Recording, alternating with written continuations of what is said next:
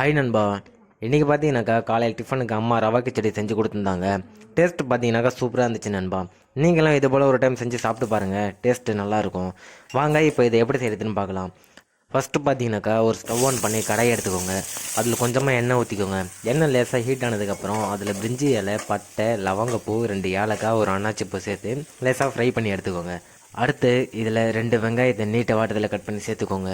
வெங்காயம் லேசாக வதங்கினதுக்கப்புறமா உங்களுக்கு காரத்துக்கு ஏற்ப 2 இல்லைன்னா 3 பச்சை மிளகா மட்டும் சேர்த்துக்கோங்க. நாங்கள் யூஸ் பண்ணுற பச்சை மிளகா ரொம்ப காரம் இருக்காது, அதனால் நாங்கள் 4 மிளகா சேர்த்துக்கிட்டோம். நீங்கள் கொஞ்சம் குறைவாகவே சேர்த்துக்கோங்க. அடுத்து வெங்காயம், பச்சை மிளகா நல்லா வதங்கினதுக்கப்புறமா ஒரு பெரிய சைஸ் முழு தக்காளியை நீட்டு வாட்டத்திலே கட் பண்ணி சேர்த்துக்கோங்க.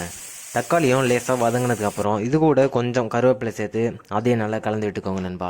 நெக்ஸ்ட்டு தக்காளி நல்லா வதங்கினதுக்கப்புறம் இது கூட வேக வச்சு கேரட்டு, பீன்ஸு, பட்டாணி சேர்த்து அதையும் நல்லா கலந்து விட்டுக்கோங்க நண்பா. இதில் கேரட்டு, பீன்ஸு பச்சையாக சேர்த்துக்கிட்டோன்னா அது வேகிறதுக்கு ரொம்ப லேட் ஆகும். அதனால் முன்கூட்டியே அதை வேக வச்சு எடுத்து வச்சுக்கோங்க நண்பா. நீங்கள் குக்கர் யூஸ் பண்ணுற மாதிரி இருந்தால் பட்டாணிக்கு ஒரு 3 இல்லை 4 விசில் விட்டு எடுத்துக்கோங்க, அது நல்லா வெந்துடும் நண்பா. பீன்ஸ், கேரட்டுக்கு ஒரு 2 விசில் விட்டாலே நல்லா வெந்துடும் நண்பா.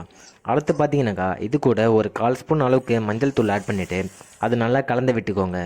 நெக்ஸ்ட்டு இது நல்லா கலந்து விட்டதுக்கப்புறம் இது கூட ஒரு 2 சொம்பு அளவுக்கு தண்ணி ஆட் பண்ணிக்கோங்க நண்பா.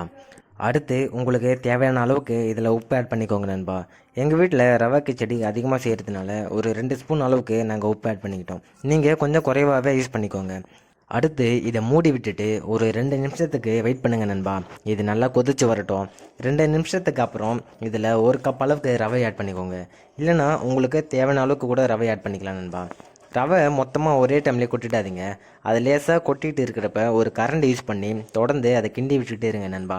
இல்லைனா அது கெட்டியாகிடும். நீங்கள் கலரி விடும் போது கொஞ்சம் கஷ்டமாக இருக்கும் நண்பா. அடுத்து பார்த்தீங்கன்னாக்கா ஸ்டவ்வை லோ ஃப்ளேம்லேயே வச்சுக்கிட்டு தொடர்ந்து 2 இல்லைனாக்கா 3 நிமிஷத்துக்கு கிண்டி விட்டுக்கிட்டே இருங்க நண்பா. ஹை ஃப்ளேமில் இருந்ததுனாக்கா நீங்கள் கிண்டி விட போவே அடி பிடிச்சிக்கும், கிச்சடியும் டேஸ்ட் நல்லா இருக்காது நண்பா. அடுத்து நீங்கள் தொடர்ந்து கிண்டி விட்டுக்கிட்டு இருக்கிறப்ப அதில் இருக்க தண்ணி எல்லாம் வற்றி போயிட்டு கிச்சடியும் நல்லா கெட்டியாகிட்டு வரும் நண்பா.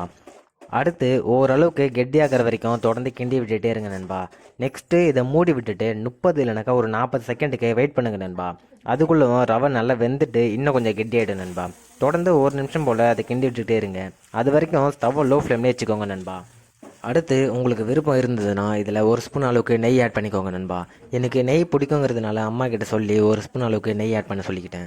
ஏற்கனவே நம்ம பிரிஞ்சி இலை, பட்டை, லவங்கப்பூலாம் போட்டுக்கிறதுனால கிச்சடி பார்த்தீங்கன்னாக்கா நல்லா வாசனையாகவே இருக்கும்.